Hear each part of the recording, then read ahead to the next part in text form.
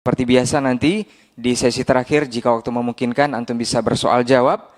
Untuk para pemirsa boleh di 0811-755-0606 dan untuk jemaah bisa langsung menuliskan pertanyaan di kertas dan disampaikan kepada anak.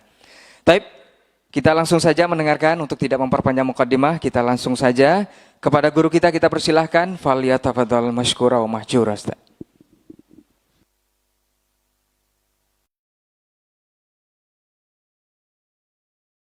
Assalamualaikum warahmatullahi wabarakatuh. Innal hamdalillah nahmaduhu wa nasta'inuhu wa nastaghfiruh wa na'udzu billahi min shururi anfusina wa min sayyiati a'malina. May yahdihillahu fala mudilla lahu ومن يضلل فلا هادي له. أشهد أن لا إله إلا الله وحده لا شريك له وأشهد أن محمدا عبده ورسوله صلى الله عليه وعلى آله وأصحابه ومن تبعهم بإحسان إلى يوم الدين وسلم tasliman katsira, amma ba'd. Ma'asyiral muslimin wal muslimat, al-hadirin wal hadirat, al-musyahidin wal musyahidat dimanapun anda berada, rahimani wa rahimakumullah. Mari kita bersyukur kepada Allah tabaraka wa ta'ala, Rabb yang telah mengumpulkan kita di salah satu rumahnya di pagi hari ini dalam rangka beribadah kepada Dia satu-satunya dan tidak menyekutukan Dia di dalam peribadatan yang kita lakukan sekarang dan insya Allah sampai akhirnya.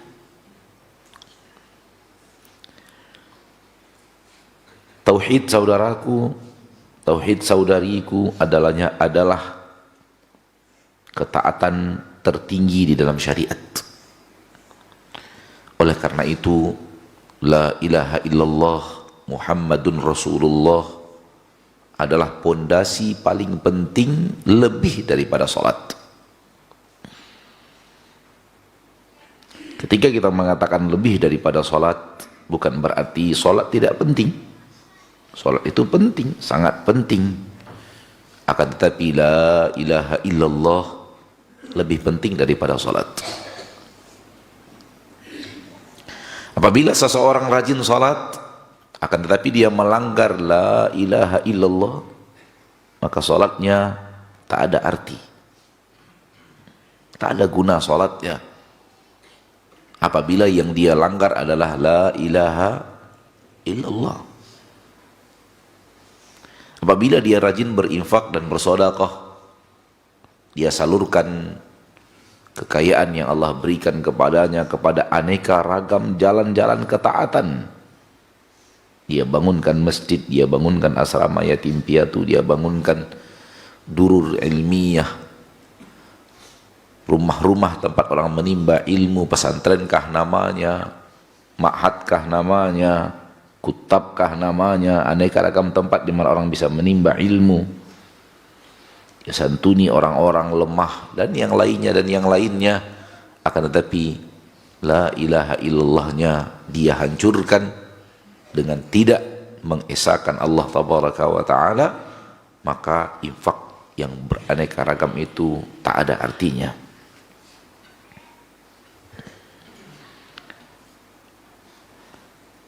Dulu di bangsa Quraisy ada seseorang yang dikenal dengan ahli berinfak, ahli berderma, orang yang royal dalam memberikan aneka ragam bantuan, memberikan aneka ragam sedekah, infak, dan terkenal dengan kedermawanannya yang luar biasa, bernama Abdullah bin Jad'an. Aisyah radhiyallahu anha bertanya kepada Nabi kita tercinta Muhammad sallallahu alaihi wasallam, "Ya Rasulullah, Abdullah ibnu Jad'an, Abdullah bin Jad'an ya Rasulullah, orang yang terkenal dengan kedermawanan tiada tara, orang yang terkenal dengan muamalah kepada manusia yang sangat dermawan. Ada apa di akhirat masuk neraka dan tidak ke surga?" Kata Rasulullah sallallahu alaihi wasallam, "Li'annahu lam yaqul yawman rabbighfirli yawma tab'atsu ibadak." Wahai Rabbku, karena dia tidak pernah mengatakan satu hari pun, satu kali pun dalam hidupnya, wahai Rabbku. Dia memanggil Allah dengan rububiyah yang berhak berhak diterima oleh Allah, wajib diberikan kepada Allah tabaraka wa ta'ala. Li'annahu lam yaqul yauman, karena satu hari pun dia tidak pernah mengucapkan dalam hidupnya, wahai Rabbku, ampuni aku pada hari di mana engkau membangkitkan hamba-hambamu.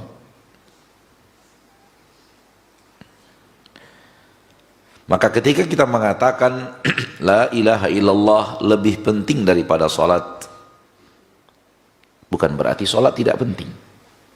Namun kemuliaan tauhid la ilaha illallah di atas kemuliaan salat. Salat bergantung kepada tauhid. Puasa bergantung kepada tauhid. Infak dan sedekah bergantung kepada tauhid. Umrah dan haji bergantung kepada tauhid. Aneka ragam ketaatan bergantung kepada tauhid. Tampaknya semua amalan itu sirna.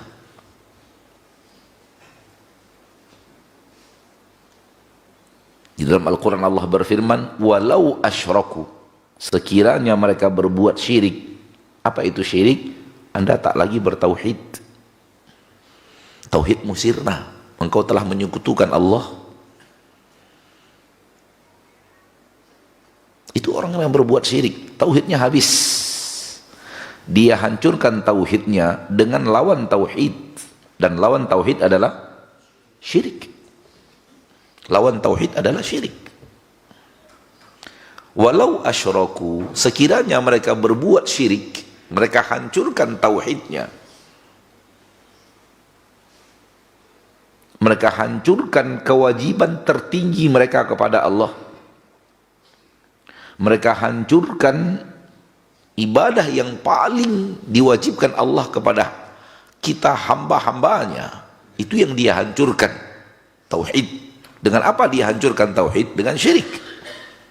Walau asyraku, sekiranya mereka berbuat syirik, lahabita anhum ma kanu ya'malun, maka akan hancur dan sirna seluruh apa saja yang mereka amalkan.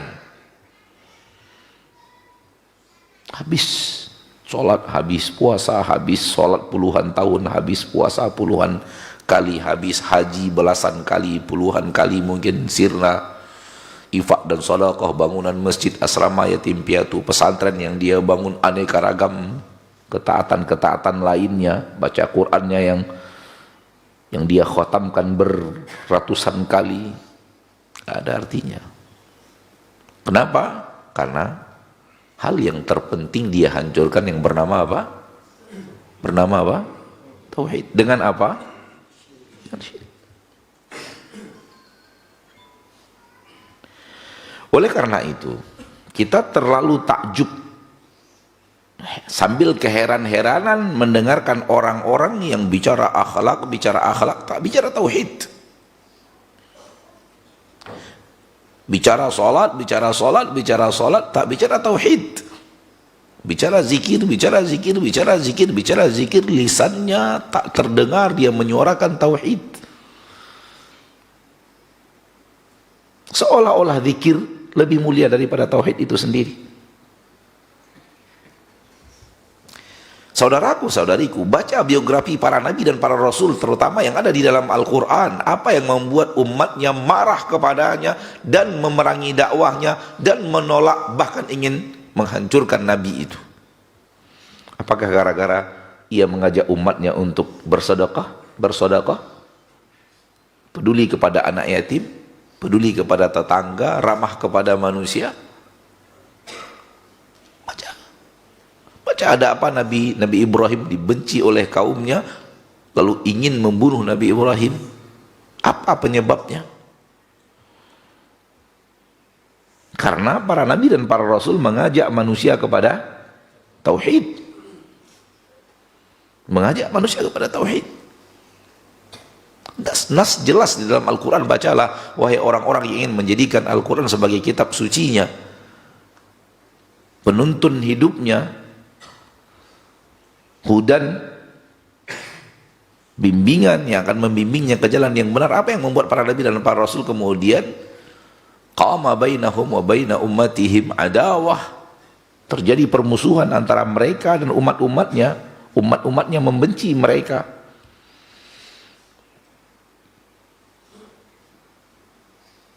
Karena memang para nabi dan para rasul menyuarakan tauhid, mengingkari kesyirikan.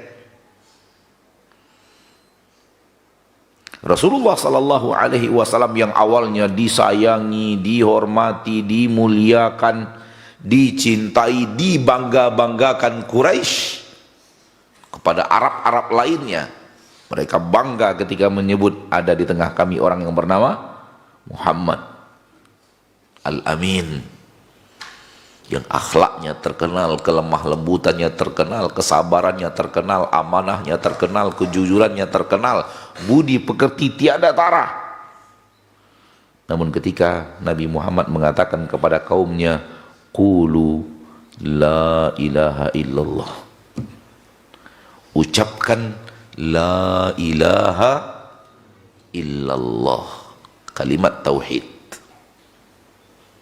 berubah langsung. Yang tadinya sayang kepada benci, yang tadinya bangga kepada tidak bangga, yang tadinya suka kepada tidak suka, yang tadinya memuliakan menjadi menghinakan, yang tadinya sangat memuliakan menjadi bertukar, menuding Nabi Muhammad pendusta, menuding Nabi Muhammad membawa ini, membawa itu, memecah belah umat, memecah belah manusia. Itu yang terjadi pasca Nabi Muhammad SAW mengajak orang Quraisy kepada tauhid.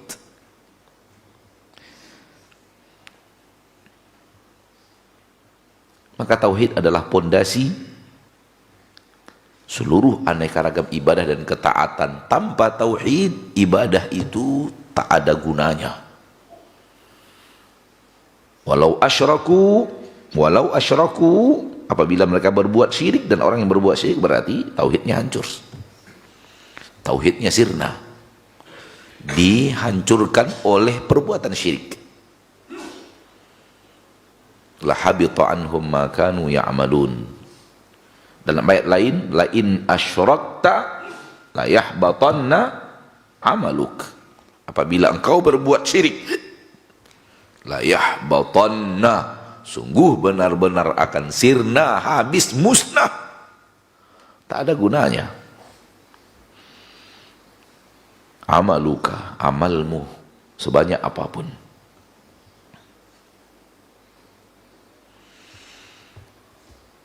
Oleh karena itu merupakan hal yang wajib bagi manusia mempertahankan tauhidnya dengan cara dia ucapkan la ilaha illallah, dan dia yakini la ilaha illallah, dan dia amalkan la ilaha illallah. Dia ucapkan apa? La ilaha illallah. Dia yakini dalam hatinya la ilaha illallah. Terakhir yang ketiga, dia amalkan dalam kehidupan sehari-harinya, dalam ibadahnya la ilaha illallah. Ketika Nabi kita tercinta sallallahu alaihi wasallam menyuruh orang-orang Quraisy, qulu la ilaha illallah, ucapkan la ilaha illallah, itu bukan sekedar ucapkan selesai. Enggak. Ucapkan Artinya ucapkan, yakini, amalkan. Qul huwallahu ahad. Katakan Allah ahad, satu-satunya. La ilaha illallah, tidak ilah selain Allah. Qul, ucapkan. Itu bukan berarti sekedar ucapkan selesai. Bukan. Tapi diucapkan, qul huwallahu ahad, yakini qul huwallahu ahad, amalkan dalam seluruh ketaatan kepada Allah, dalam seluruh ibadah, Allahu ahad. Tiga-tiganya harus terwujud, baru kemudian tauhid itu menjadi tauhid yang benar. Tidak bisa hanya sekedar diucapkan, kemudian ternyata dalam pengamalannya berbeda dengan apa yang diucapkan. Itu hal yang bertabrakan. Kenapa orang Quraisy tidak mau mengucapkan la ilaha illallah? Karena mereka tidak mau meninggalkan Lata, Uzza, Manah. Tidak mau mereka meninggalkan. Mereka tahu persis makna la ilaha illallah itu menuntut mereka tak lagi datang ke Lata, tak lagi datang ke Uzza, tak lagi datang ke Hubal, tak lagi datang ke Manah, tak lagi datang ke aneka ragam berhala-berhala yang 300 lebih ketika itu berada di sekitar Ka'bah. Itu yang baru berada di sekitar Ka'bah, belum yang di rumah-rumah mereka.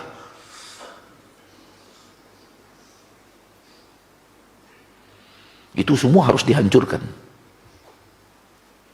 Hanya kepada Allah satu-satunya. Aja'alal alihata ilahan wahida. Wow, ilah kita terlalu banyak. Yang di depan Ka'bah saja lebih 300. Muhammad mau mencampakkan semuanya. Cukup satu saja, jadikan semua ini satu saja, ilahan wahida, la ilaha illallah. Ini dia tauhid. Inna hadza la syai'un ujab.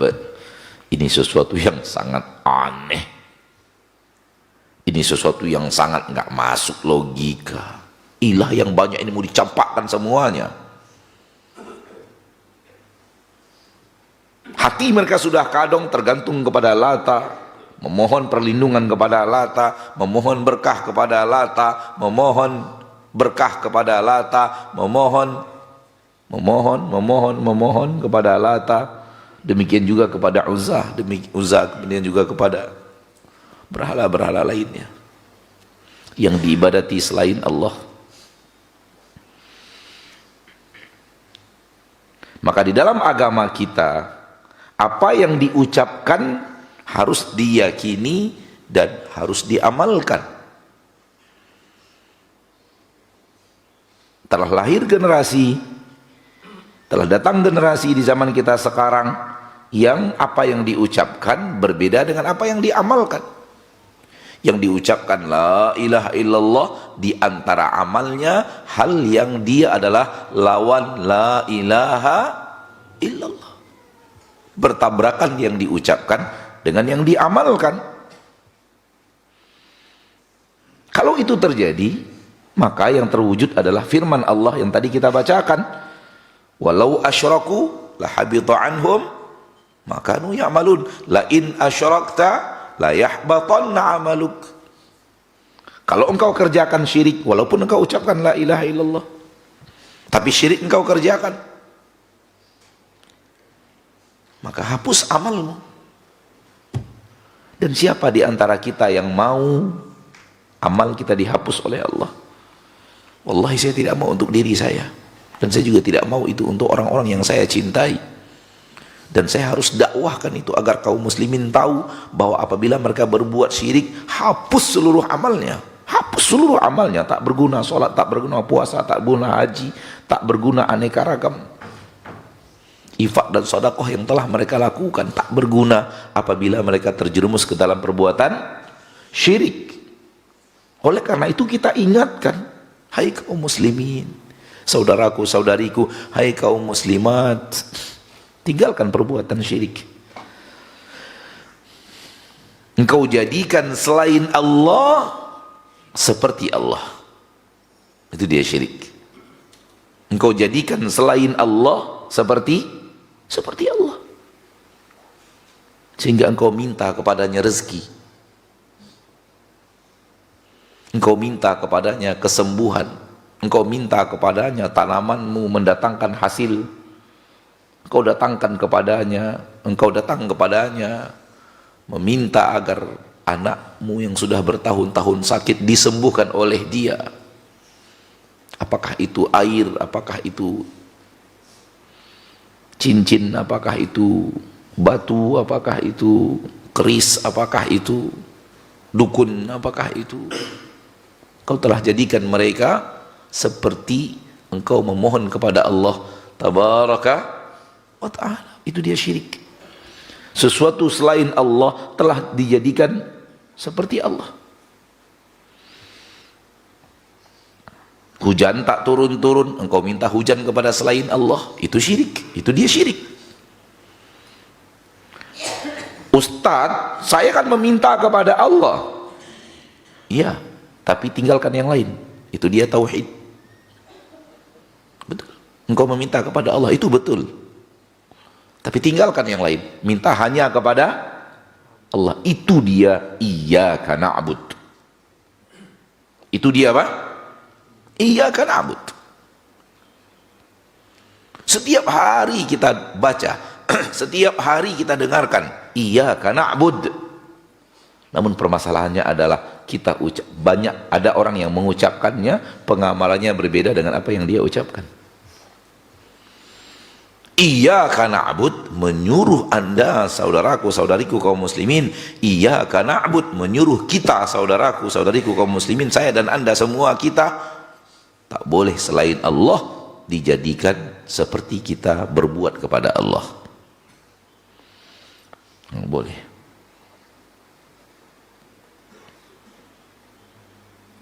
Itu dia keesaan Allah yang harus terwujud dalam ketika kita bermuamalah kepada Allah.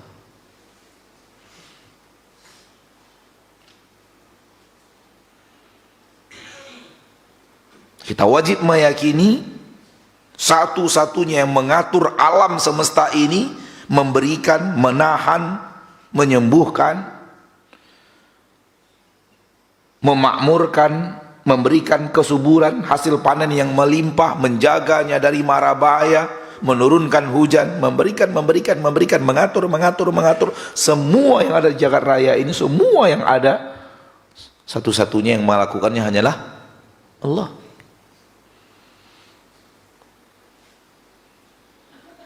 Oleh karena itu, kewajiban kita memintanya satu-satunya kepada yang mengatur satu-satunya.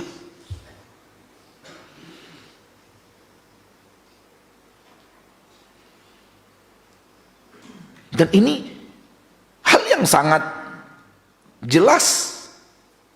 Yang menurunkan hujan satu-satunya Allah. Kalau kita mau minta hujan, kepada siapa kita minta hujan? Kepada Allah satu-satunya. Satu-satunya. Hal yang aneh apabila kita yakin yang menurunkan hujan satu-satunya hanya Allah, tak ada selain Allah yang mampu menurunkan hujan. Hal yang aneh, kita minta kepada Allah plus kita minta kepada selain Allah. Padahal kita yakin yang menurunkan hujan satu-satunya adalah Allah. Loh, ini siapa orang ini? Orang ini siapa? Kalau bahasa saudara kita di seberang, iki sopo iki? Iki sopo? Kok ada selain Allah yang Anda minta kepadanya? Padahal Anda yakin satu-satunya yang bisa menurunkan adalah, lalu ini siapa?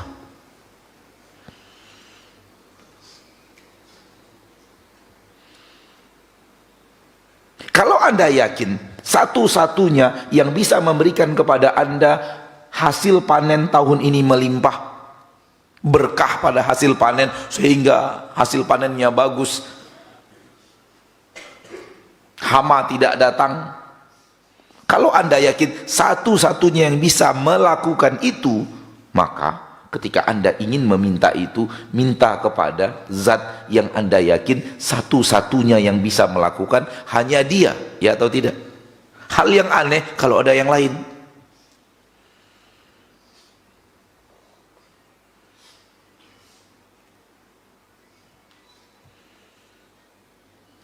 Bapak Ibu yang dimuliakan Allah, tidakkah di zaman kita sekarang ini kita mengetahui adanya orang mengambil air yang mereka anggap berkah lalu ditebar di tempat-tempat supaya mendatangkan berkah?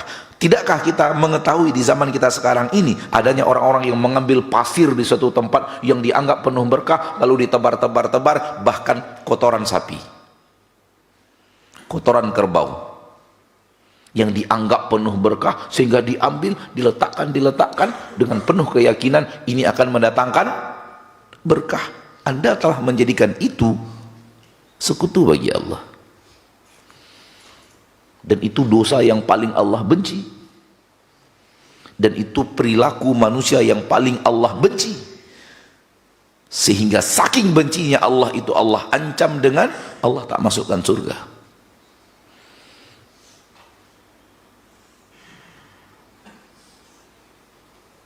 Maka tauhid tidak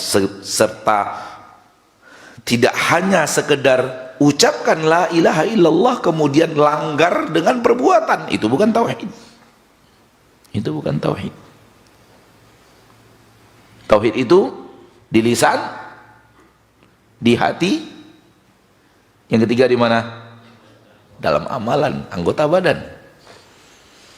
Harus diucapkan, harus diyakini, harus diamalkan.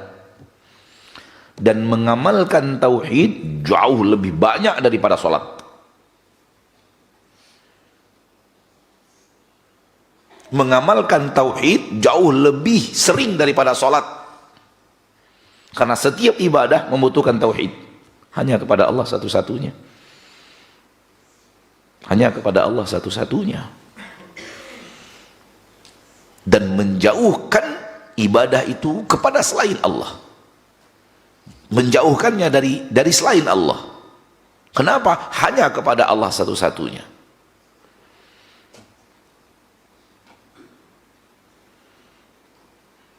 Ketika dia lebih penting daripada sholat, pelaksanaannya pun lebih banyak daripada sholat. Mewujudkannya harus lebih sering daripada sholat.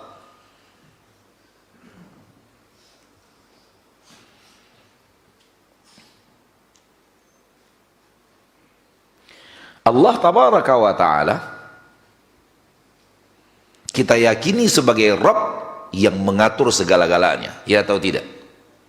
Segala-galanya, dari yang terkecil di alam semesta ini sampai yang terbesar di alam semesta ini, yang mengatur semuanya, yang berbuat semuanya, yang mampu melakukan itu terhadap mereka semuanya hanyalah Allah satu-satunya.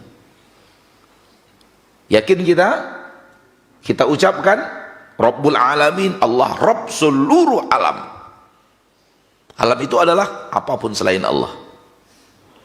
Kita ucapkan dengan lisan, kita yakini, dan kita katakan semuanya yang mengatur adalah Allah. Alhamdulillah. Namun hal yang berikutnya adalah apakah kita memintanya hanya kepada Allah? Apakah kita menggantungkan harapan kita kepada Allah? Apakah kita bertawakal kepada Allah? Dan kita jauhkan permintaan-permintaan kita kepada selain Allah.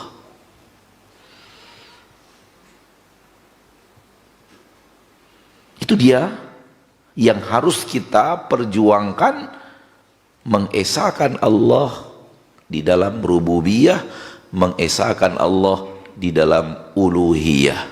Rububiyah adalah Allah yang melakukannya kepada kita, uluhiyah di dalam perbuatan kita kepada Allah.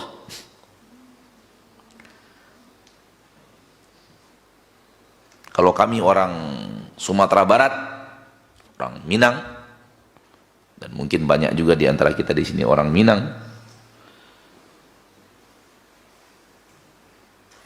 kita menyebutnya Baliak Batimba. Allah yang melakukan, maka kita kepada Allah satu-satunya. Allah yang melakukan, maka kita memintanya hanya kepada Allah juga. Hanya Allah satu-satunya yang melakukan, maka permintaan kita satu-satunya hanya kepada Allah. Allah yang melakukan, maka kita mintanya kepada Allah. Allah yang mengerjakan, maka kita minta satu-satunya hanya kepada Allah, karena Dia satu-satunya yang bisa melakukan. Selain Allah nggak boleh. Maka permintaan manusia kepada dukun, permintaan manusia kepada keris, permintaan manusia kepada jimat, permintaan manusia kepada enggak Ustadz, enggak Ustadz salah, kami mintanya kepada Allah tapi pakai ini, gitu loh.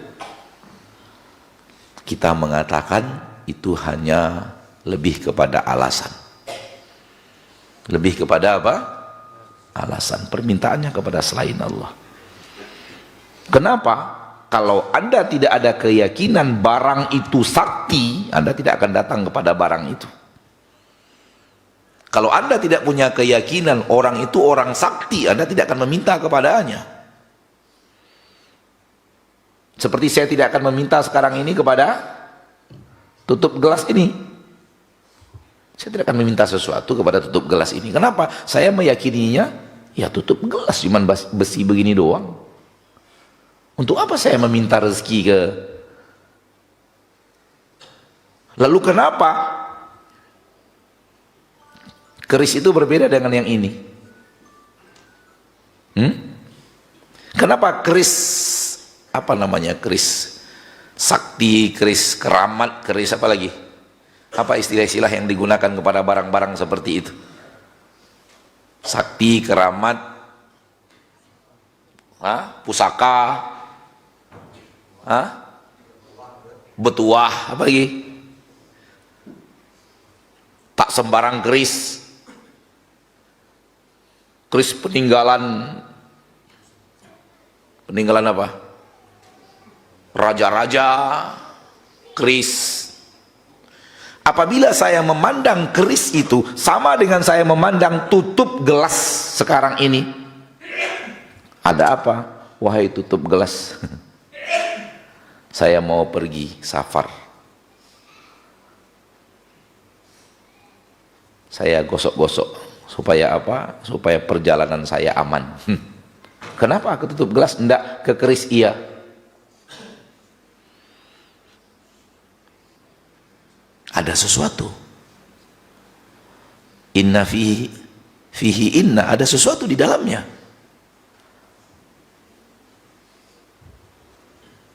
Kalau Anda yakin bahwa keris itu sama dengan meja sekarang ini, orang berakal mana apabila dia mau pergi melaut, dia minta penjagaan kepada meja ini? Enggak.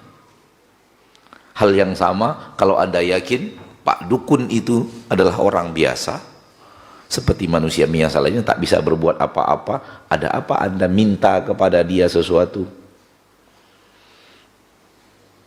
Oleh karena itu perkataan saya minta kepada Allah tapi melalui mereka itu hanya lebih kepada alasan.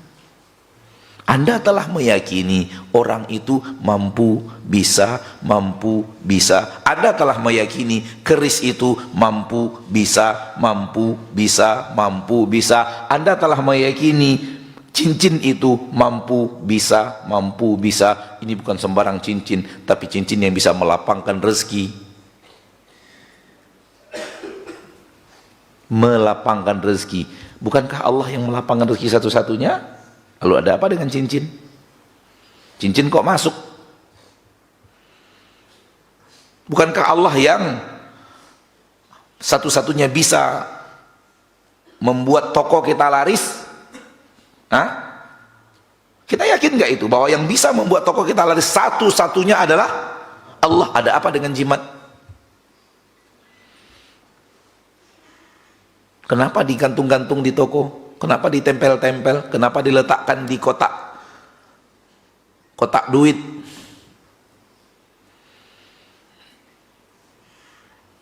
Tahu nggak antum? tangkal jimat-jimat itu mereka letaknya di kotak duit supaya mendatangkan duit lebih banyak gitu. Apa beda kertas yang ditulis jimat itu dengan kertas yang anak SD coret-coret? Bedanya apa sih? Saya meyakini sama.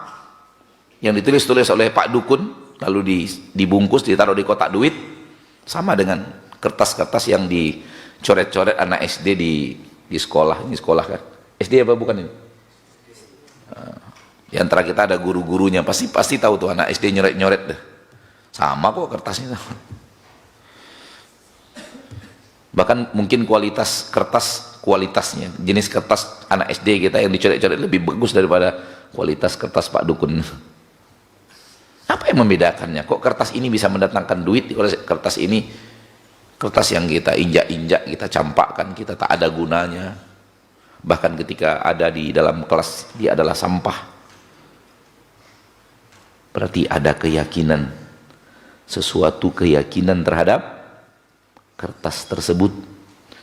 Karena kertas tersebut telah ditulis di atasnya sesuatu, yang suatu itu telah dijampi-jampi, dan apabila itu terjadi maka dia bisa membuat orang tertarik datang ke toko kita, akhirnya dia belanja, akhirnya penjualan kita melimpah, akhirnya kita jadi orang kaya raya, larinya semuanya ke kertas itu. Kalau tidak, dia tidak akan dibegitukan. Maka ketika Anda mengatakan kami mintanya hanya kepada Allah, Anda salah Ustadz, kami tidak menyekutukan Allah, itu dia penyekutuan. Kami tidak berbuat syirik Ustadz, itu dia kesyirikan.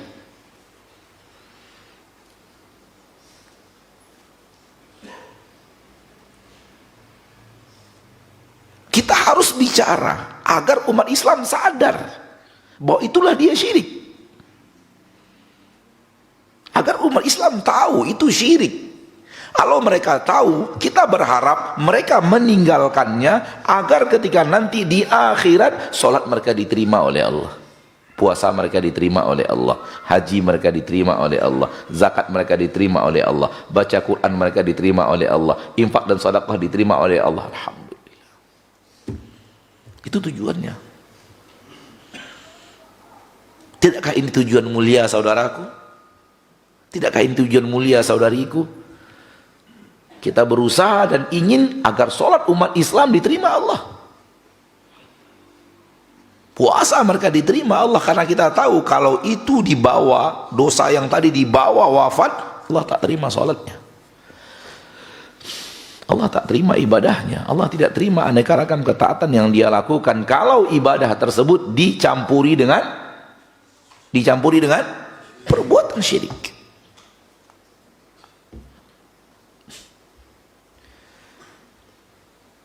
Antum mensyirik-syirikkan orang? Bukan, kita tidak mensyirik-syirikkan orang. Kita ingin orang tahu apa itu syirik agar mereka menjauhi syirik.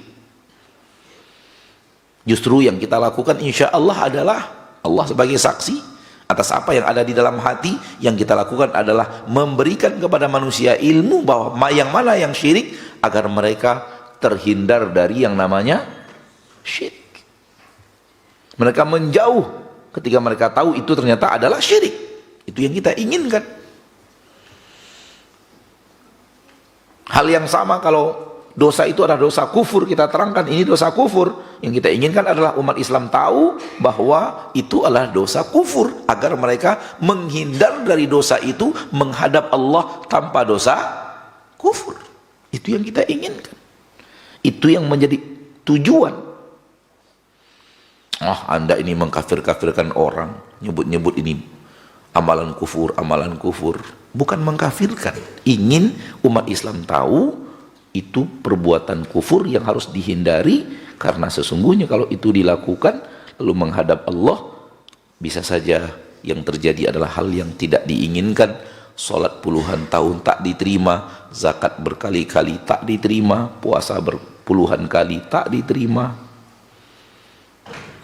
baca Al-Qurannya khotam puluhan kali tak diterima, karena telah tercampur dengan perbuatan kufur yang Anda tidak taubat kepada Allah sebelum wafat.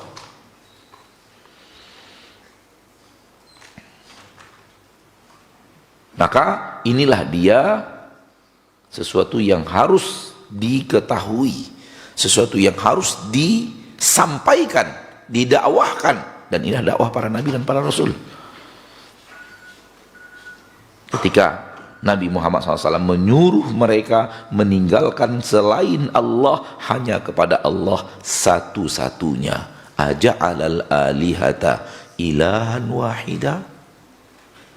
Muhammad ingin menjadikan ilah-ilah yang banyak ini, permintaan kepada selain Allah yang berbanyak ini, semuanya mau disirnakan, dihabiskan, cukup dengan ilah yang satu, la ilaha illallah. Inna adalah syai'un ujab. Ini sesuatu yang sangat aneh.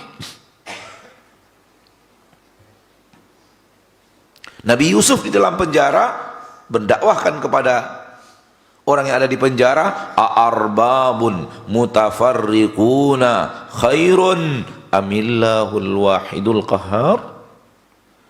Apakah ilah-ilah yang banyak, rob-rob yang bervariasi, mutafarriqunya banyak, sana sini banyak, ada rob lain, di sini robnya lain, di sini rob lain, di sini ilahnya lain, di sini ilahnya lain.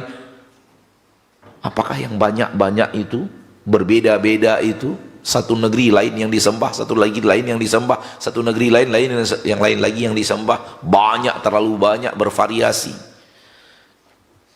A'arbabun mutafarriquna khairun, apakah itu yang lebih baik? Amillahul wahid, atau Allah yang wahid esa. Al-Qahhar, dia yang maha mengatur segala-galanya, dia yang maha memerintahkan segala-galanya, seluruh perintahnya harus terwujud, seluruh kehendaknya terjadi seperti yang dia inginkan. Mana yang lebih baik? Allahul Ahad, wahid, esa, satu-satunya, atau bervariasi dalam ketuhanan, bervariasi dalam menjadikan suatu ilah selain Allah. Lihat dakwah Nabi Yusuf dalam penjara sama dengan dakwah Nabi Muhammad SAW. Ayat yang tadi dibacakan, keheran-herannya yang Quraisy ketika Nabi Muhammad SAW menyuruh mereka meninggalkan selain Allah yang sangat banyak, jadikan Allah satu-satunya saja, esa.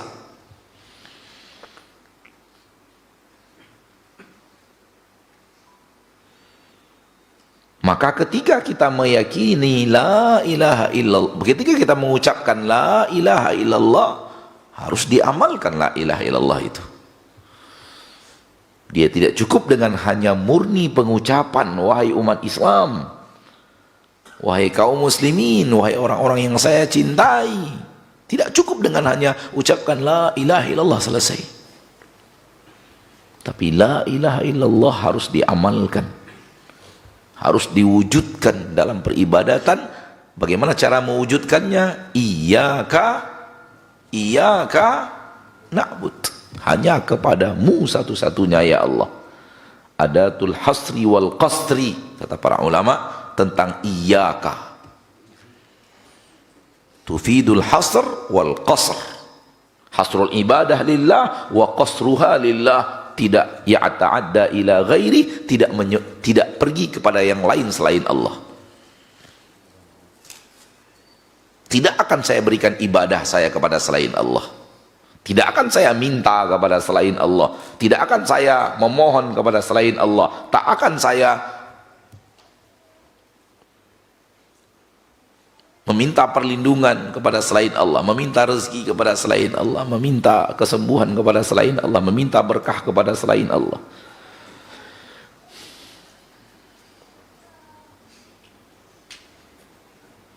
Jadikan Allah ahad, satu-satunya.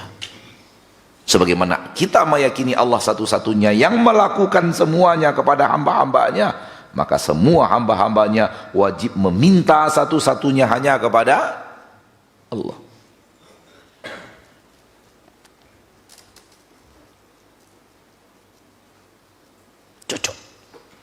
Cocok antara yang diucapkan dengan yang diamalkan. Adapun ketika ketika kita meyakini yang melakukan satu-satunya adalah Allah, lalu kemudian kita memintanya kepada Allah, ya, kepada selain Allah juga ya, itu dia namanya menyekutukan. Itu dia yang namanya menyekutukan. Tidak lagi Allah Ahad, Esa, satu-satunya, tapi sudah ada selain Allah yang ikut dalam hal tersebut. Sudah ada sesuatu selain Allah yang kita ikutkan dalam permohonan-permohonan itu. Dan ini batil, bahkan min abtalil batil. Batil yang paling batil adalah ini. Pelanggaran yang paling hebat adalah ini. Dosa tertinggi adalah ini. Kemurkaan Allah terparah, terhebat adalah kepada perbuatan ini. Harus disadari itu. Harus diketahui dan didakwahkan itu. Allah sangat murka apabila dia disekutukan. Sehingga memberikan ancaman-ancaman berat, ancaman-ancaman keras kepada mereka yang datang kepada Allah membawa dosa syirik, penyekutuan kepada Allah tabaraka wa ta'ala Rabbul Izzati wal Jalalah. Maha suci Allah yang menghafalkan kepada seluruh umat Islam. Kita mungkin bisa mengatakan kepada seluruh umat Islam, Maha suci Allah yang telah menghafalkan kepada seluruh umat Islam, Qul huwallahu ahad. Karena surah Al-Ikhlas adalah surat yang dihafal oleh seluruh orang. Hampir nggak ada orang yang tidak hafal, atau mungkin kita tidak bertemu orang muslim yang tidak hafal Qul huwallahu ahad. Antum ada tidak bertemu orang muslim yang tidak hafal Qul huwallahu ahad? Maha suci Allah yang telah menghafalkan kepada hamba-hambanya Qul huwallahu ahad. Namun ingat, Qul huwallahu ahad bukan hanya qul, ucapkan, sudah selesai. Sudah saya ucapkan Allahu ahad, Allah Esa, sudah saya ucapkan. Soal kemudian saya tidak menjadikan dia ahad dalam beribadah, itu urusan lain. Oh, enggak begitu. Enggak begitu. Qul, ucapkan. Perintahnya adalah ucapkan, yakini, ucapkan dengan lisan, yakini, dan amalkan. Itu yang diinginkan Allah dalam Qul huwallahu ahad. Katakan bahwa Allah itu Esa. Keesaannya itu perlu diucapkan, perlu diyakini, harus diamalkan. Seperti Nabi SAW mengatakan kepada orang Quraisy, Qulu la ilaha illallah. Ucapkan la ilaha illallah. Nggak ucapkan saja, ucapkan, yakini, amalkan, campakkan Lata, campakkan Uzza, campakkan Manah, campakkan Hubal, campakkan Isaf dan Nailah, dan berhala-berhala lainnya. Jadikan hanya dia ahad satu-satunya, Esa satu-satunya.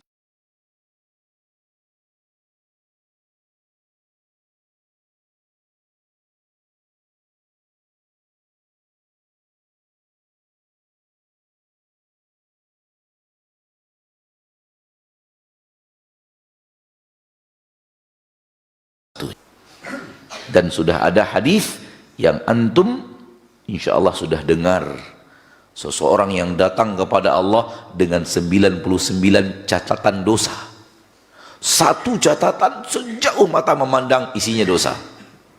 Satu catatan sejauh mata memandang isinya tulisan apa? Dosa. Jumlahnya berapa? 99. Sehingga Allah bertanya kepada hamba itu, hal laka min hasanah, apakah engkau memiliki kebaikan wahai hambaku? Kasih hamba mengatakan, tidak wahai Rabb. Kata Allah, ada, engkau punya kebaikan. Dan di sisiku orang tak ada yang dizolimi. Didatangkan la ilaha illallah. Dan hanya Allah yang maha menakar bahwa la ilallah yang dia lakukan tanpa kesyirikan. Tanpa kesyirikan. Kalau syirik menghancurkan la ilaha illallah, berarti la ilallahnya masih ada tanpa kesyirikan. Dan la ilaha illallah yang tanpa syirik itu menyebabkan Allah mengampuni seluruh dosa-dosanya yang tertulis di dalam 99 catatan, satu catatan sejauh mata memandang. Karena la ilaha illallahnya tidak hancur. Tidak dihancurkan dengan kesyirikan.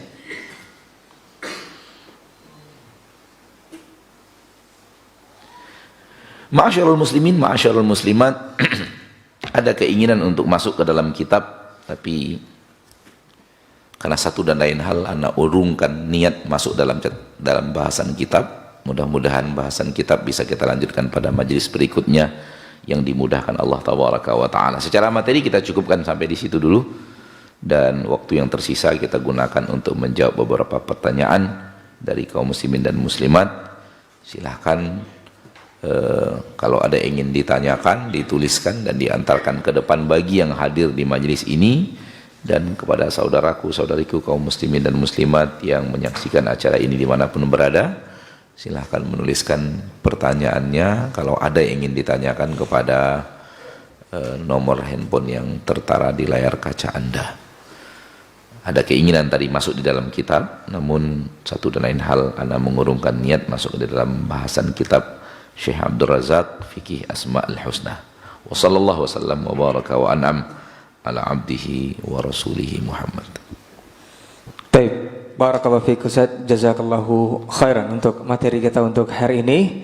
Semoga apa yang sudah disampaikan oleh guru kita bisa bermanfaat dan kita ambil pelajaran, dan yang paling penting adalah kita amalkan dalam kehidupan sehari-hari. Baik, di waktu yang tersisa kita ada beberapa pertanyaan yang sudah masuk dari jemaah dan juga di pemirsa Asil TV. Kita bacakan yang dari jemaah dulu, walaupun sepertinya di luar bahasan kita. Assalamualaikum warahmatullahi wabarakatuh Ustaz. Waalaikumsalam warahmatullahi wabarakatuh. Ustaz, dari hamba Allah, Ustaz, Ana mau bertanya, apakah masih berdosa Ustaz ketika Ana sudah mencoba terus untuk meminta maaf kepada seorang teman karena perselisihan dan kesalahpahaman di sebuah lembaga pendidikan. Bahkan sudah bertahun-tahun dia buang muka Ustaz ketika berjumpa dan tidak mau bertegur sapa. Namun Ana masih berharap kepada Allah Subhanahu wa taala buka hatinya sehingga kami bergaul kembali seperti tahun-tahun sebelumnya. Terima kasih Ustaz, mohon nasihatnya. Barakallahu fikum. Tidak ada kewajiban kita untuk merubah sesuatu di hati orang lain. Allah tidak memberikan kepada kita kewajiban sampai kepada titik merubah sesuatu di hati orang lain. Ingat itu baik-baik. Bahkan Allah tidak memberikan kepada kita kekuatan, kemampuan untuk melakukan itu.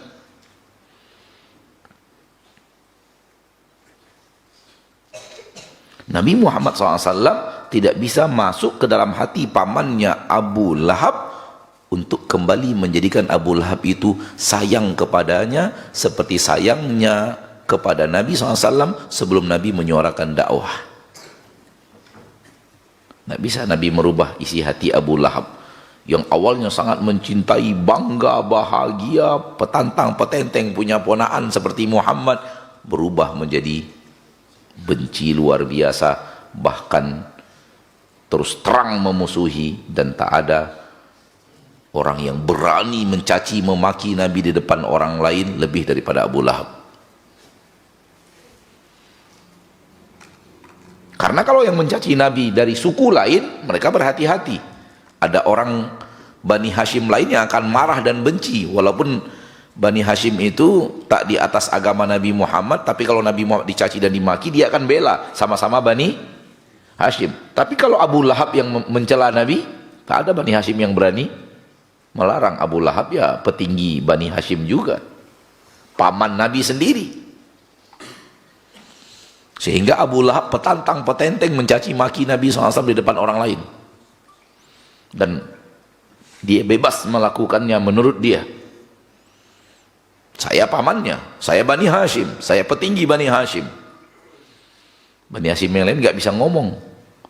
Dan bani-bani lain yang benci kepada Nabi Muhammad bahagia dengan cacian makian Abu Lahab kepada Nabi kita tercinta SAW. Artinya kamu mewakili kami dalam mencaci Muhammad.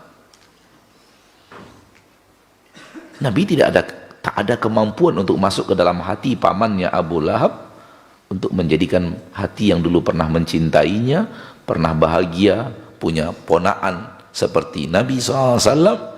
Tidak bisa lah. Nabi tak punya kemampuan untuk sampai akhir hayatnya wafat di atas hati yang membenci Nabi.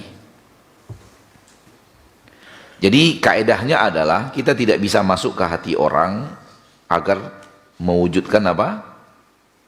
Perubahan di hati orang lain. Coba lihat ketika tadi pertanyaannya supaya orang itu bisa mau kembali bersahabat, itu sudah hati itu. Oleh karena itu kewajiban Anda tak sampai ke sana. Kewajiban adalah minta maaf. Kalau Anda memang salah, ucapkan permintaan maaf. Sambil mengucapkan permintaan maaf, berikan hadiah kepadanya. Sampai di situ. Soal hatinya masih benci dan semacam, tidak ada urusan dengan kita. Kita telah melakukan kewajiban kita maaf, minta maaf ketika kita berbuat salah. Dan alhamdulillah kalau kita lihat dari tadi pertanyaannya sepertinya sudah diulang-ulang permintaan maaf itu. Sudah berkali-kali diucapkan. Tapi orang tersebut masih saja buang muka, masih saja tidak mau menyapa, masih saja.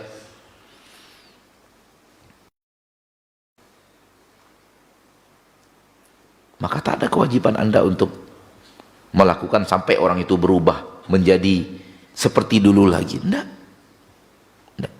Kewajiban Anda minta maaf sudah Anda lakukan. Anda sudah mengulang-ulangnya, alhamdulillah.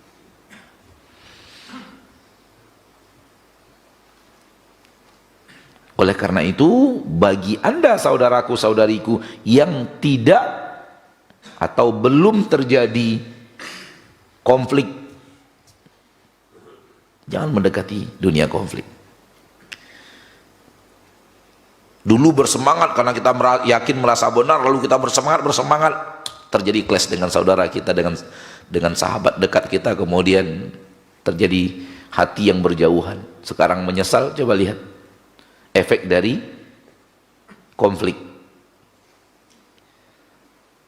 Ada kemungkinan ketika hadir pengajian, malas pengajian itu, kenapa? Ada si fulan di sana. Akhirnya menjadi penghalang apa? Penghalang kebaikan. Orang yang bermusuhan malas dia bertemu dengan orang yang dia benci di tempat tersebut. Ya atau tidak?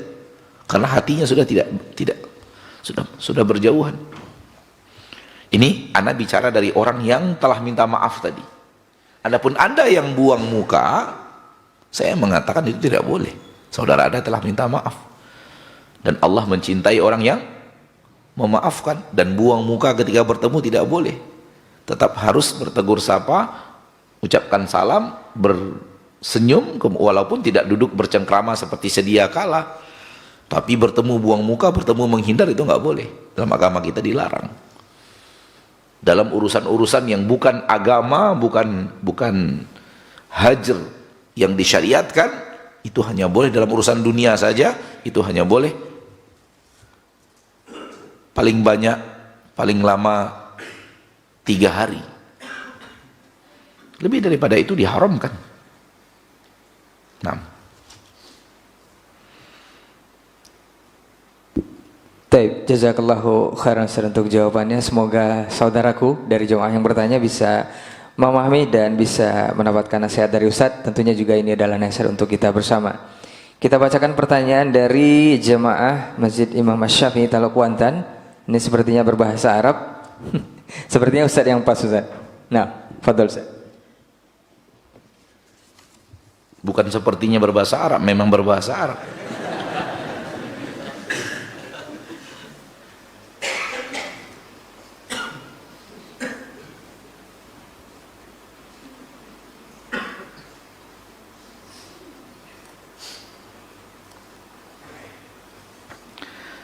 Hal yajuzu li syakhsin la yastati'u al-lughata al-arabiyyata an yusbiha da'iyatan aw ustadan aw khatiban.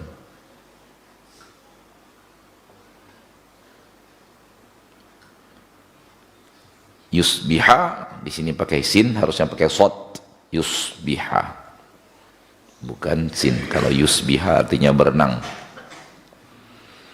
Khatiban harusnya khatiban, khatiban pakai ya. Kalau di sini khatiban, harusnya panjangnya ada pada ta, khatiban, karena khatiban artinya yang khutbah. Kalau khatiban artinya orang yang melamar. Beda panjang, beda arti. Kalau tadi an yusbiha pakai sin, harusnya pakai sod, an yusbiha untuk menjadi pakai sod. Kalau ini an yusbiha untuk berenang. Ya, ini sekedar tambahan kepada Ananda guys, sepertinya yang menulis pakai bahasa Arab, yang sedang belajar bahasa Arab. Karena tadi malam juga Ana menemukan tulisan berbahasa Arab dan menyebut di situ kami dari santri.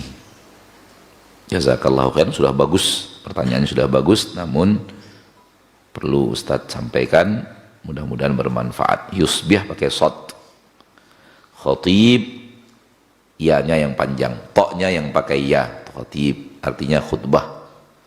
Kalau khatib artinya seseorang yang datang melamar seorang wanita. Hal yajuzu li syakhsin, apakah boleh bagi seseorang la yastati'ul lughatal arabiyyah, dia tidak pandai berbahasa Arab, an yusbiha untuk menjadi da'iyatan, seorang dai, au ustadan, seorang ustad, au khatiban, atau seorang khatib.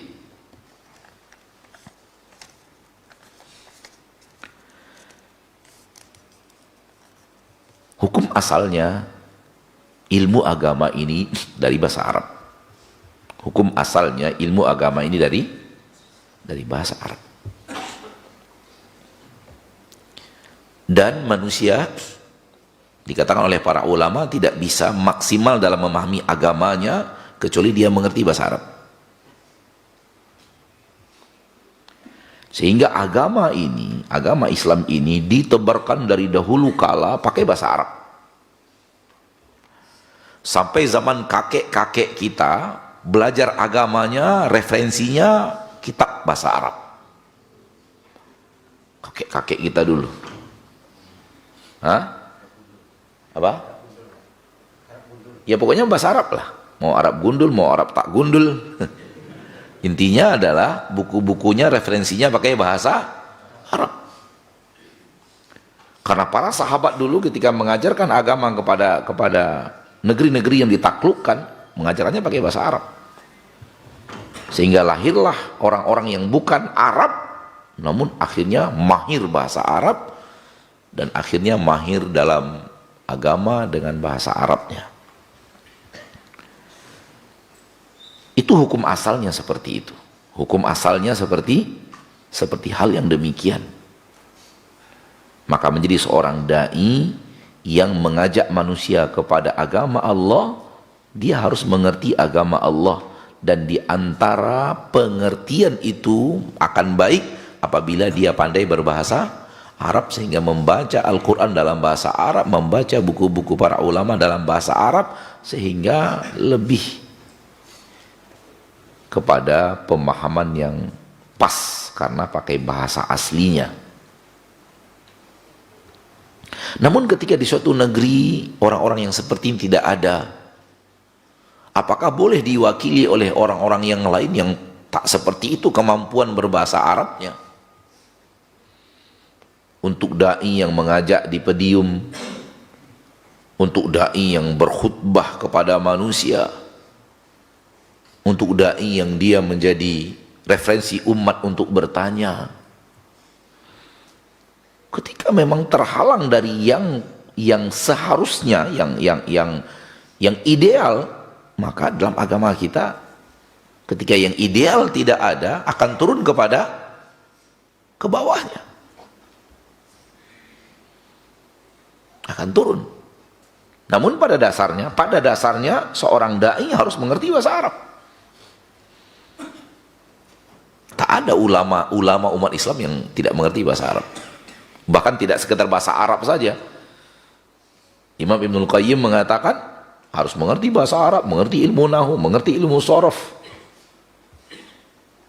telah menguasai 200 kitab, itu zaman beliau, telah membaca lebih daripada 600 kitab. Itu di zaman beliau. Zaman kita yang ideal seperti itu, maka ketika yang ideal tidak terpenuhi,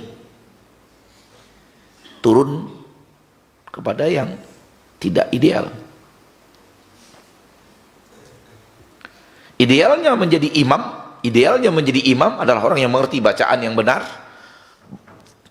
makharijul hurufnya, benar bacaannya, mengerti ilmu tentang bagaimana sholatnya, kalau dia salah apa yang harus dia lakukan, kalau dia keliru apa yang harus dia lakukan. Idealnya menjadi imam ya seperti itu. Tapi ketika imam yang seperti itu tidak terwujud, apakah itu artinya tak ada yang boleh jadi imam? Tak begitu juga. Tak begitu juga. Kita bicara idealnya. Kalau idealnya iya. Oleh karena itu, kita hanya mengingkari dan tidak setuju kepada orang-orang yang terlalu disanjung sebagai ahli ilmu, ternyata tidak pandai bahasa Arab. Kita mengingkari itu. Ahli ilmu apa? Bahasa Arab aja tidak bisa. Bukan merendahkan, tapi jangan terlalu sanjung orang yang bahasa Arabnya dia tidak mengerti. Takut terlalu disanjung, sementara ilmu lemah membawa manusia kepada fatwa-fatwa yang keliru.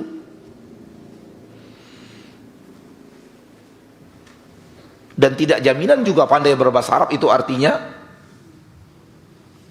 pemahamannya lurus. Tapi tidak pandai berbahasa Arab akan lebih gampang terjerumus ke dalam pemahaman yang salah. Maka tergantung kita sedang bicara apa ini. Bicara penyanjungan orang sebagai ahli ilmu, ternyata dia tidak pandai bahasa Arab, kita ingkari. Ahli ilmu apa? Bahasa Arabnya tak pandai. Tak ada ulama yang tidak pandai berbahasa Arab. Nah, wallahu a'lam. Baik, jazakallahu khairan untuk jawabannya. Semoga yang bertanya bisa paham dari jawaban Ustaz. Kita lanjut ke pertanyaan dari pemirsa Hasil TV, dan insya Allah ini sesuai dengan bahasan yang disampaikan oleh guru kita tadi. Assalamualaikum warahmatullahi wabarakatuh, Ustaz. Waalaikumsalam warahmatullahi wabarakatuh. Ustaz, anak ketika pindah ke rumah yang baru itu dinasehatkan atau diingatkan oleh ibu anak untuk bawa 3 hal, Ustaz. Yang pertama garam, yang kedua sapu, yang ketiga air. Tapi anak tidak garam, sapu dan air, Ustaz. Beliau mengatakan garam adalah untuk mengusir roh-roh jahat dan binatang berbisa. Kemudian sapu untuk membersihkan, dan air adalah untuk melancarkan rezeki. Ana tidak meyakini ini dan tidak ana bawa, Ustaz. Tetapi ketika ibu mengecek ke rumah baru dan dia tidak menemukan ini, dia jadi marah, Ustaz. Apakah sikap ana kepada ibu adalah bentuk durhaka, dan apakah hal yang tidak ana bawa tadi sudah benar, Ustaz? Jazakallahu khairan. Innamat ta'atu fil ma'ruf. Ketaatan kepada orang tua, kepada guru, kepada ustadz, kepada siapapun dari orang-orang yang kita harus taati, wajib taatnya itu hanya dalam perkara-perkara yang sesuai dengan syariat. Wajib taatnya hanya kepada perkara-perkara yang ma'ruf, yang dalam agama kita diakui sebagai syariat, sebagai kebaikan. Innama ta'atu fil ma'ruf, taatnya kita kepada orang tua kita dalam hal-hal itu saja. Apabila perintah orang tua kita sudah tidak lagi hal yang ma'ruf, fala yajibut ta'ah, fala tajibut ta'ah, maka tidak wajib untuk taat, tidak wajib untuk taat.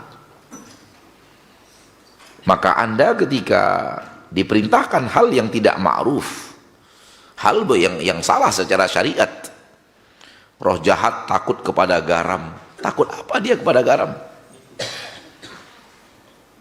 Kalau dia takut kepada garam, dia tidak akan masuk ke rumah orang-orang musyrik.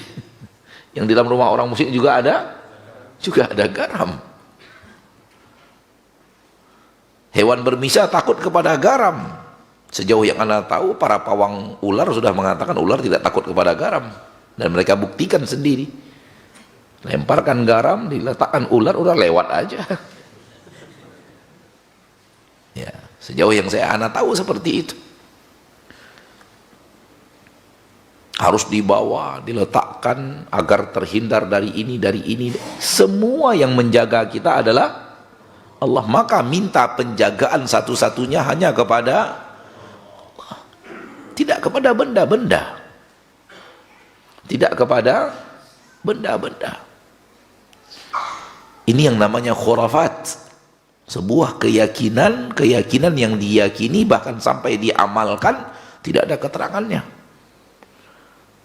Keterangannya itu hanya kata orang, begitu kata nenek saya dulu, begitu kata ibu saya dulu, itu yang saya katakan kepada Anda, sehingga beredarlah dari mulut ke mulut, dari mulut ke mulut, tidak ada dalil yang menerangkannya,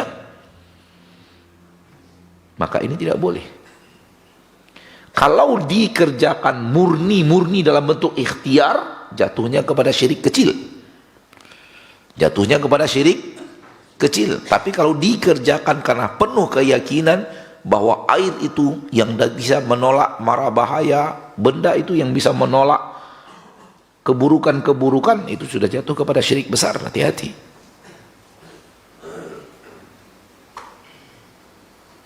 Maka kembali kita kepada pertanyaan tadi, bahwa pertanyaan tersebut, apakah saya durhaka kepada orang tua saya ketika orang tua saya marah? Bukankah Nabi Ibrahim dimarahi oleh ayahnya? Ya atau tidak? Apakah Nabi Ibrahim durhaka kepada ayahnya? Apakah tidak sebahagian sahabat dimarahi oleh orang tuanya? Sebagian orang tua, para sahabat yang beriman kepada Nabi SAW, orang tuanya berlepas diri. Aku berlepas diri, engkau bukan anakku. Saking bencinya, saking marahnya mereka, anak-anak mereka ikut Nabi Muhammad sallallahu alaihi wasallam. Di perang Badar, di antara sahabat-sahabat Rasulullah yang ada di saf umat Islam, itu di seberang di safnya orang Quraisy, ayah mereka. Mereka di safnya umat Nabi Muhammad SAW, di safnya kaum muslimin, di safnya orang Quraisy, ayah mereka. Apakah itu bentuk daripada kedurhakaan? Engkau berperang lawan ayahmu sendiri? Apakah yang datang kepada orang-orang yang hadir di perang Badar pujian Allah kepada mereka, atau yang datang kepada mereka adalah kalian durhaka telah memerangi ayah kalian sendiri? Tapi ini konsepnya sudah sampai kepada kufur besar. Namun berlaku dalam hal yang sifatnya seperti ini, ketaatan hanya dalam perkara yang ma'ruf. Apabila orang tua kita menyuruh kita untuk melakukan hal yang tidak sesuai dengan syariat, mungkar, lawan ma'ruf adalah mungkar, tidak sesuai dengan syariat, berseberangan dengan syariat Allah, maka kewajiban kita adalah tidak mentaati. Kewajiban kita adalah tidak mentaati. Kalau ditaati juga justru berbuat maksiat kepada Allah. Nah, baik, jazakallah khairan Ustaz untuk jawabannya. Semoga saudara kita yang bertanya untuk hal ini bisa paham dari jawaban Ustaz. Ini pertanyaan terakhir sepertinya Ustaz. Fadal. Masih senada sepertinya. Assalamualaikum, dari hamba Allah di Bandung Ustaz. Ustaz, ana mau bertanya, apakah ucapan percaya tidak percaya semenjak ana memakai gelang ini, kesehatan dan badan ana terasa bugar dan lebih dari biasanya? Sebenarnya dalam hati tidak meyakini, tetapi setiap memakai gelang ini, itu yang terjadi. Apakah ini termasuk ada kesyirikan Ustaz? Jazakallahu khairan. Bahaya ini. Bahaya sampai kepada bisa sampai perlahan bisa sampai kepada meyakini bahwa gelang ini yang telah memberikan kesehatan.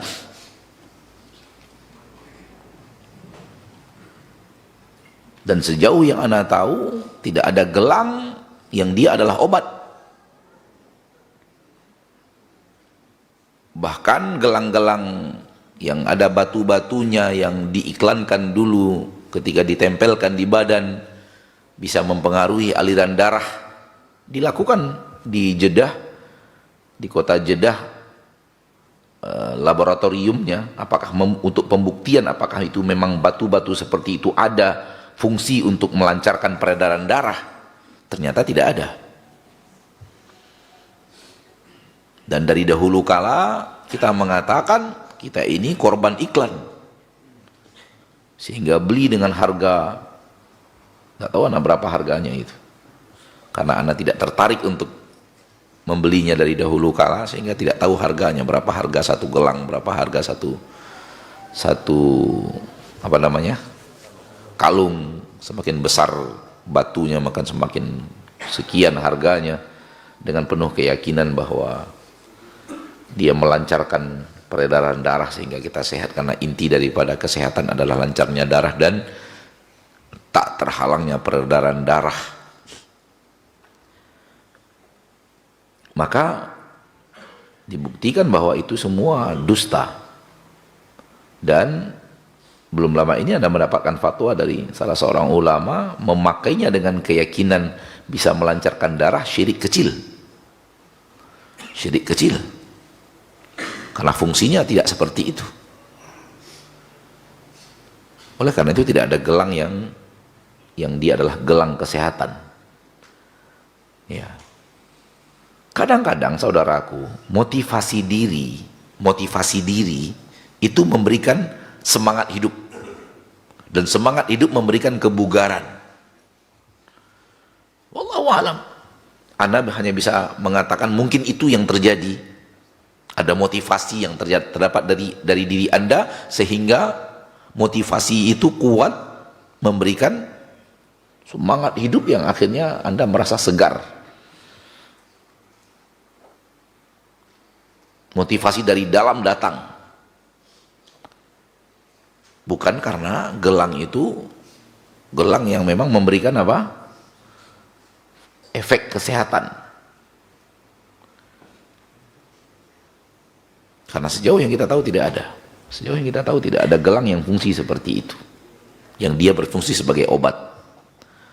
Sehingga dengan itu Allah mendatangkan kesehatan kepada kita. Maka hindari bahaya.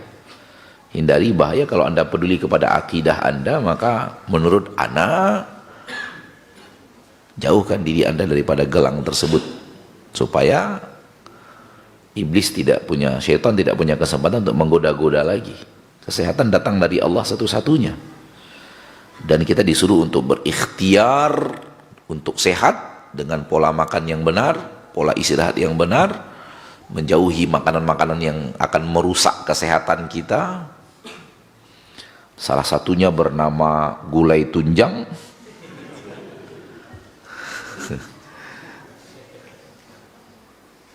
Dan salah satunya bernama kerupuk jange. Itu salah satu makanan yang jelek masuk ke dalam tubuh kita. Santan-santan terlalu banyak, dan tepung yang digoreng, aneka ragam tepung yang digoreng, itu juga secara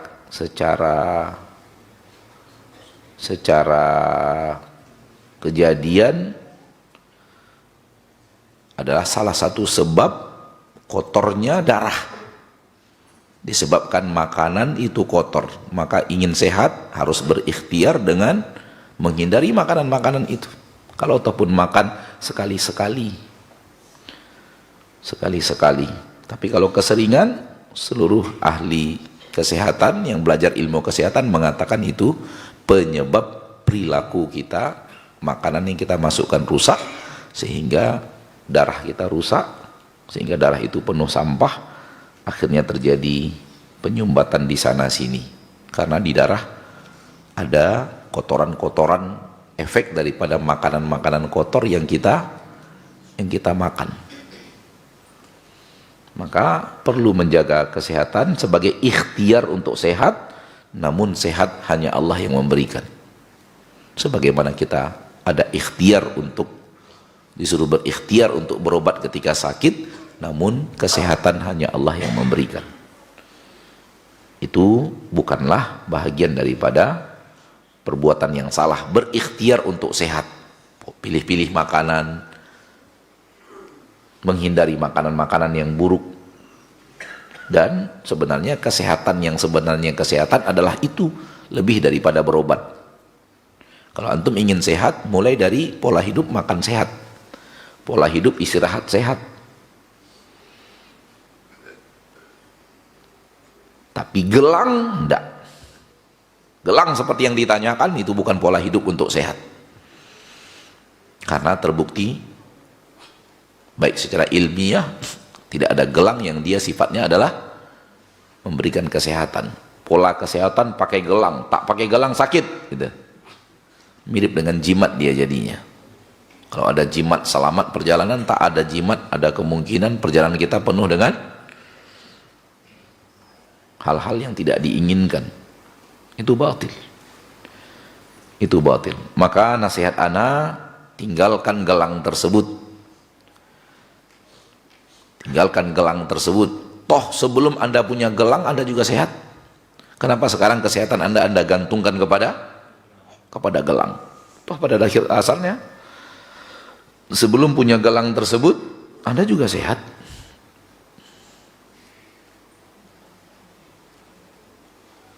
Dan tidak ada yang namanya sesuatu obat atau sesuatu pengaruh kalau bukan sesuatu yang sudah dibuktikan. Hanya percaya tak percaya, percaya tak percaya, percaya tak percaya, namanya aja percaya tak percaya sudah. Tak jelas antara ada dan tiada, bermain di dunia samar-samar. Maka tak bisa seperti itu, tak boleh. Ya.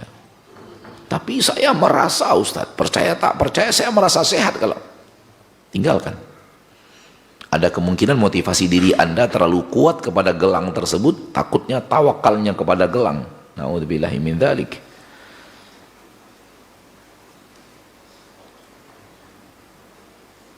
Hal yang sama ketika orang-orang punya tangkal dan jimat.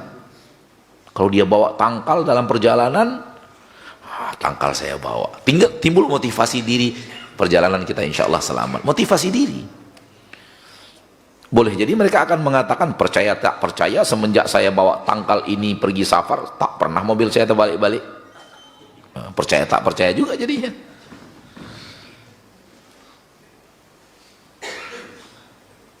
Jadi tinggalkan hal-hal yang tidak ada dalil dan tidak ada dalilnya, tidak ada keterangannya, tidak ada bukti ilmiahnya. Bisa dijadikan obat tapi ada bukti ilmiahnya. Seperti daun mint adalah obat batuk misalnya. Percaya tidak percaya, itulah bukti ilmiah, telah dibuktikan bahwa daun mint punya pengaruh di dalam darah untuk pengobatan penyakit batuk. Atau daun ilalang, apa namanya, ilalang ya? Ilalang, akar ilalang terbukti secara ilmiah obat apabila kita lagi penyakit ini misalnya. Itu suatu yang sudah dibuktikan secara ilmiah. Memang Allah ciptakan hal tersebut untuk obat, karena Allah tidak menurunkan penyakit kecuali menurunkan bersamanya obat. Maka disuruh kita berobat, tanya kepada orang yang mengerti obat-obatan. Dan seluruh obat-obatan berasal dari tanaman.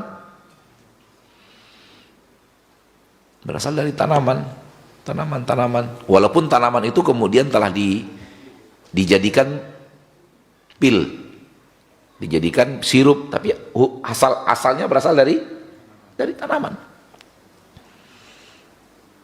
Dari dulu kala orang berobat, minum obat, berikhtiar untuk sehat, dan itu diperintahkan dalam syariat, minum obat-obatan yang sifatnya adalah tanaman itu. Direbus, disaring, diminum, direbus, disaring dan diminum. Nah, sekarang tanaman itu telah dijadikan, diekstrak, kemudian dijadikan pil-pil, kapsul-kapsul, dijadikan sirup-sirup. Pada asalnya tanaman itu juga. Maka itulah obat yang Allah turunkan, dan kita disuruh untuk belajar kepada ahlinya dan minta obat, resep obat kepada ahlinya, dan meminta kesembuhan kepada Allah. Dan tak ada yang namanya obat itu bentuknya adalah gelang, nggak ada. Wallahu a'lam. Sampai di sini pertemuan kita pada kesempatan yang berbahagia ini. Semoga Allah Jalla wa Ala menjadikan kita hamba-hambanya yang senantiasa berusaha menjaga la ilaha illallah, mempertahankan la ilaha illallah, sembari rajin mengucapkan la ilaha illallah sehingga akhir hayat. Amin ya rabbal alamin. Subhanakallahumma wa bihamdik, asyhadu an la ilaha illa anta, astaghfiruka wa atubu ilaik. Baik, jazakallahu khairan untuk materi kita dan jawaban-jawaban pertanyaan dari yang sudah antum sampaikan ke depan ataupun lewat pertanyaan dari pemirsa Asil TV di 0811755606. Kita bermohon kepada Allah Subhanahu wa taala untuk bisa mengamalkan apa yang sudah kita dapat hari ini, dan insya Allah di beberapa hari terakhir menjelang Ramadan ini di bulan Sya'ban kita lebih rajin menyiram amal kata para ulama, dan bisa panen raya nantinya di bulan suci Ramadan 1446 Hijriah tahun ini. Mudah-mudahan Allah panjangkan usia kita dan umur kita bisa memaksimalkan Ramadan hendaknya. Terima kasih untuk segala perhatian antum. Afwan untuk semua salah kata dan khilaf bicara. Aku lu qauli hadza wa astaghfirullah li wa lakum. Wassalamualaikum warahmatullahi wabarakatuh.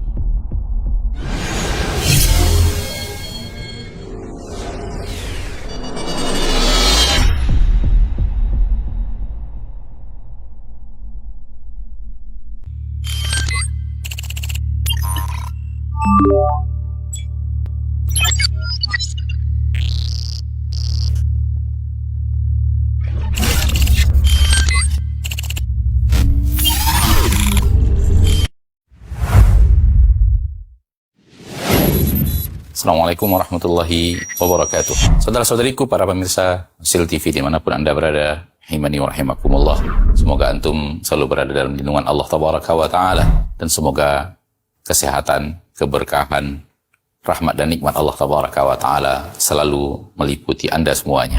Ma'asyiral muslimin, ma'asyiral muslimat, dakwah merupakan sebuah tugas bersama dari umat Nabi kita tercinta Muhammad sallallahu alaihi wasallam. Allah Tabaraka wa Ta'ala menyuruh kita untuk meninggikan agama Allah Tabaraka wa Ta'ala dengan kemampuan yang kita miliki. Yang mampu dengan ilmunya, berdakwah dengan ilmunya. Yang mampu dengan tenaganya, berdakwah dengan tenaganya. Yang mampu menyumbangkan waktunya. Demikian juga yang mampu dengan hartanya, maka berdakwah dengan harta itu. Saudara-saudariku, para pemirsa Asil TV dimanapun Anda berada, pada kesempatan yang berbahagia ini, saya mengajak Anda, pemirsa Asil TV dimanapun berada, para pencinta Asil TV dimanapun berada, untuk meringankan beban operasional yang dibutuhkan oleh Asil TV di dalam mengemban suara dakwah yang agung ini. Mari infakkan sebahagian daripada yang Allah Tabaraka wa Ta'ala mudahkan kepada kita, dari apa yang Allah rezekikan kepada kita, guna kepentingan syiar dakwah melalui media-media, di antaranya adalah Asil TV. Melalui Asil TV, sangat banyak saudara-saudari kita kaum muslimin dan muslimat yang bisa mendapatkan dakwah di bumi yang sangat jauh, di negeri yang sangat terpencil. Bahkan tidak sedikit dari mereka yang mendapatkan hidayah kepada sunnah Rasulullah SAW melalui media Asil TV yang kita cintai. Semoga apa yang antum berikan merupakan pembuka kebaikan, merupakan pembuka hidayah bagi saudara-saudari antum menuju jalan yang sesuai dengan sunnah Nabi kita tercinta SAW, sehingga di akhirat mendapatkan pahala bagaikan seorang yang di tangannya Allah Tabaraka wa Ta'ala bukakan hidayah kepada seseorang, seperti yang dikatakan Nabi kita tercinta SAW, la iyahdiyallahu bika rajulan wahidan khairun laka min humurin na'am. Sekiranya satu orang mendapatkan hidayah melalui dirimu, melalui usahamu, melalui apa yang telah engkau berikan, melalui apa yang telah engkau dakwahkan, maka itu lebih baik daripada unta merah. Sebagian para ulama mengatakan lebih baik daripada dunia dan perhiasannya. Sallallahu wasallam wa baraka wa an'am ala abdihi wa rasulihi Muhammad. Walhamdulillahi rabbil alamin. Assalamualaikum warahmatullahi wabarakatuh.